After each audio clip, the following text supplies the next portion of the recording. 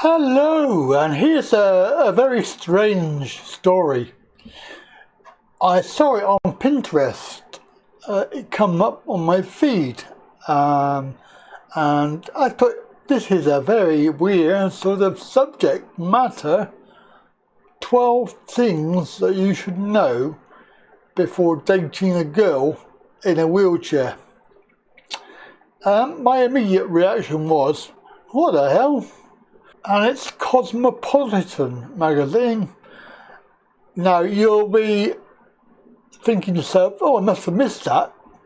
Yes, you probably did, because this is actually from 2015. So Pinterest tends to have stuff from all years, not very much current stuff. And the problem is when you click on it, doesn't go anywhere. But this is obviously quite disturbing. If you're in a wheelchair, you may be wondering why anybody would want to write an article. It makes the girl or woman into a commodity. And even as a man, I find this a little bit offensive. So when you click through, you go over to Cosmopolitan, you can see it was done June 2015. I'm not being funny, but the picture here of a girl in a wheelchair, I would actually guess that it looks like that she's probably not disabled. I just get that feeling. I don't know what it is. But they're going to give you 12 things not to do or not to assume when you want to date a girl in a wheelchair, which I find really, really weird. So, and it's written from the perspective of a woman. So number one, don't start pushing the chair. So that's pretty much applicable to any chair user. Don't just assume. There's no tolerance for time wasters. Again, that isn't really general for anybody, really. But obviously, dating somebody with a disability can have its challenges. But if you find somebody that can be with you for you, then that's got to be a good thing. I suppose they are saying that if you want to date somebody who has a disability, you really need to think about, are you going to be able to handle that when you need to care for them, or you need to do something that they can't do for themselves. Because there are some selfish people out there. And then 3, when you arrange a date, making sure that it's accessible. I think this is applicable to anybody. You know, even if you don't in a wheelchair, then making sure that is something that they want to do or accessible. Even with walker friendly stuff, making sure that there is a lift, for example. Number 4, it's very sort of objectifying, isn't it? Never bump us face forward. I mean, talking about a person, not an object. Never bump us forwards. I mean, I can understand what they're saying, that you don't want to go down steps face first, because the thing is that you will come out of it. So I can appreciate that. But I'm pretty certain there is better ways of saying it. Don't let go. Obviously, this is stuff that is not applicable to dating anybody. This is applicable to wheelchair users. You know, if you're going to push, then push, but don't let go. Especially if you're on a hill. And then we're talking about dates, so don't just assume that they can't do anything. I suppose that's fairly true, isn't it, for anybody?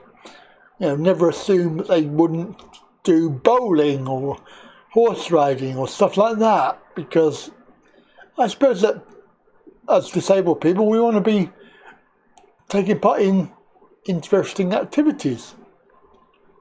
Number 7, if you've got questions, ask.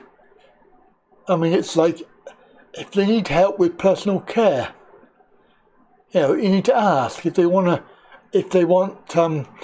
you assume that we need help with, I don't know, having a cup of tea or cutting up meat or stuff like that, fair enough, ask if we need any help, but never assume, never just do it.